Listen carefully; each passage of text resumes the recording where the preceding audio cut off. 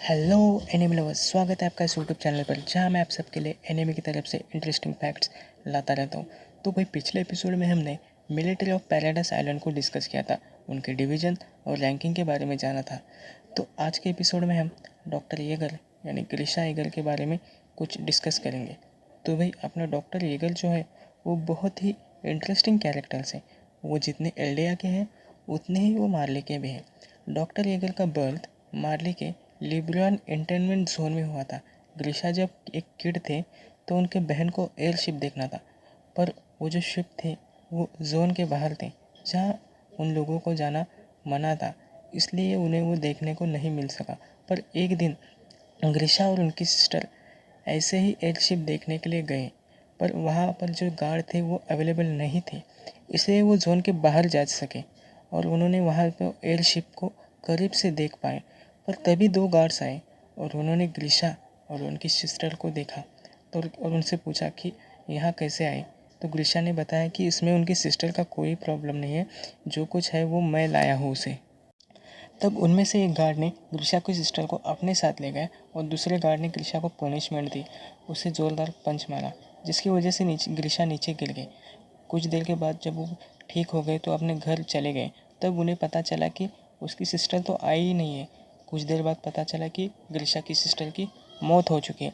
ग्रिशा ने अपने पेरेंट्स को बहुत समझाने की कोशिश की कि ये सब उन गार्ड्स ने ही किया है, पर उनके पेरेंट्स ने नहीं माने। उन्हें लगा कि ये सब ग्रिशा की ही गलती है, अगर वो बाहर नहीं जाते तो ये सब होता ही नहीं।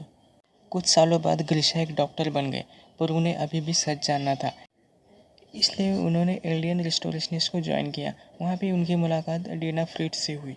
डीना फ्रिट्ज ने ग्रिशा और उनके फ्रेंड्स को समझाया कि एलियन हिस्ट्री के बारे में बहुत कुछ बताया। डीना एक रॉयल ब्लड से थी। फिर ग्रिशा और डीना ने शादी कर ली और उनका एक बेटा हुआ, जिसका नाम उन्होंने जीक रखा। उन्होंने जीक को बचपन में ही मार्ली और एल्डिया के बारे में बताया था और उसे ट्रेनिंग लेकर वॉरियर में आने की कहा ताकि वो टाइटन बन सके, पर ऐसा नहीं हुआ। जीक ने अपने पेरेंट्स को ही एक्सपोज किया और ग्रैंड पेरेंट्स के साथ रहना सही समझा। ये सब पता चलने के बाद मार्ली की अथॉरिटी ने ग्रिशा और उसके सभी साथियों को प्योर टाइटन बनाकर पैराडाइस आइलैंड भेजने की सज़ा सुनाई।